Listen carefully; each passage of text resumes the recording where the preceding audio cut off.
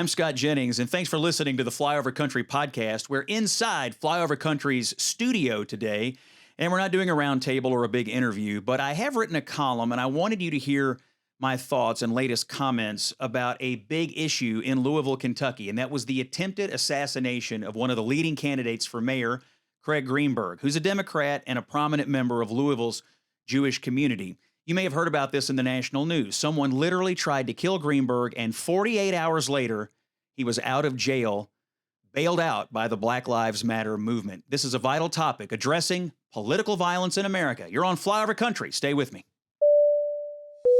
Attention passengers, we ask that you please fasten your seatbelts at this time and secure all baggage underneath your seat or in the overhead compartments. Flyover Country with Scott Jennings is prepared for takeoff. I'm Scott Jennings, and thanks for listening. Here's my latest comment. You know, Louisville, Kentucky has become one of the most violent cities in America. So violent, in fact, that one of its most vocal gun control activists, a Black Lives Matter protester who'd been promoted by the local progressive establishment for years, attempted to murder a Democratic candidate for mayor on Valentine's Day. Quintez Brown, age 21, opened fire at close range on candidate Craig Greenberg at Greenberg's campaign office. A bullet tore through Greenberg's sweater as his staff scrambled to barricade the door. It was a miracle that no one was killed. Brown was charged with attempted murder and wanton endangerment. This shooting is but the latest example of political violence in America, where activists take their grievances to unacceptable extremes. And it's another case where we all need to be honest about exactly what happened. You know, for such a young person, Brown had lived a very public life. He wrote for his college paper at the University of Louisville and for the Courier-Journal, which is the paper of record in Louisville, Kentucky. He appeared on MSNBC with Joy Reid. He met several progressive luminaries like Barack Obama, Al Sharpton, and Kentucky Senate candidate Charles Booker. He was showered with praise and attention and adulation. And somewhere along the way, he was taught to deeply mistrust Republicans, white people, and institutions. And he was also taught that he would be rewarded with more attention if he eloquently expressed those views.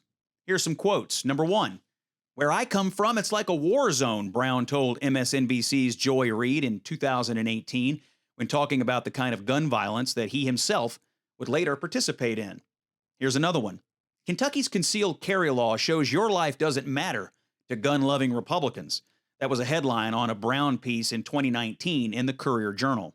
Another of his headlines read, "Quit asking whether white men are racists, and instead just hold them all accountable."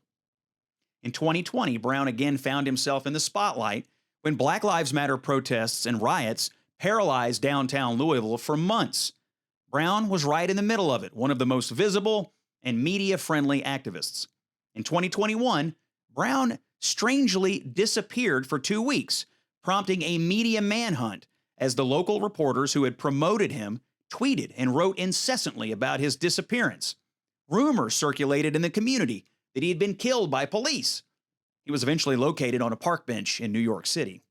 Brown reemerged in 2022, claiming to be running for local office, and apparently and unfortunately drifting toward even more radical politics than before.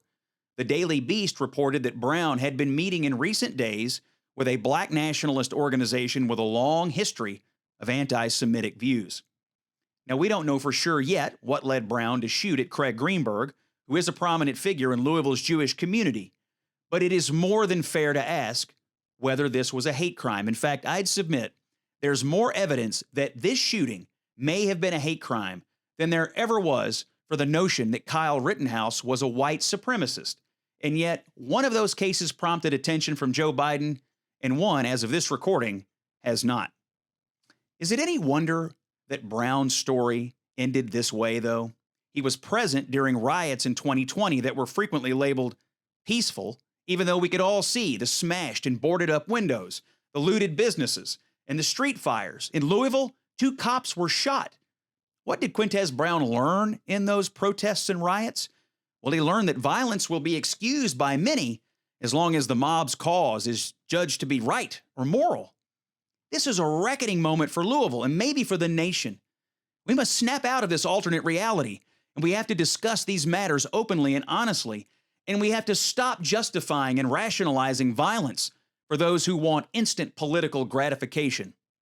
In some ways, Brown's attempt at murdering Greenberg is the logical conclusion of the 2020 protests that he was involved in, and the natural culmination of the kinds of influences to which he had been exposed. Here's a quote for you. "The struggle against the negative forces of genocide and fascism will not end at the ballot box of the ruling class," Brown wrote last month on his Medium account. In retrospect, it was pretty clear where this man's life was headed. It's really no different than the insurrectionists of January 6th. The Republican National Committee passed a resolution calling their actions legitimate political discourse, as though we all didn't see the Capitol being smashed and defiled or the cops being beaten. What happened there was the natural conclusion of Donald Trump's campaign to overturn the election based on unadulterated lies. The attempt on Greenberg's life happened because Brown was conditioned to mistrust institutions and to evidently embrace violence as an acceptable path to justice. January 6th happened because the rioters were conditioned to hate institutions and to embrace violence as a path to power. And yet, we're all asked to call it something other than what it is by the people who have at least some culpability for the violence itself. These situations fester and they end in disaster because Americans live in fear. We've been bullied to not stray from certain narratives or else you'll be ostracized or canceled, banned from social media. If you challenge the peaceful protesters, you become a racist. If you challenge Donald Trump and you happen to be a Republican, you get labeled a rhino. Our national discourse has been hijacked by political bullies and their media enforcers, and ordinary Americans must recover it immediately.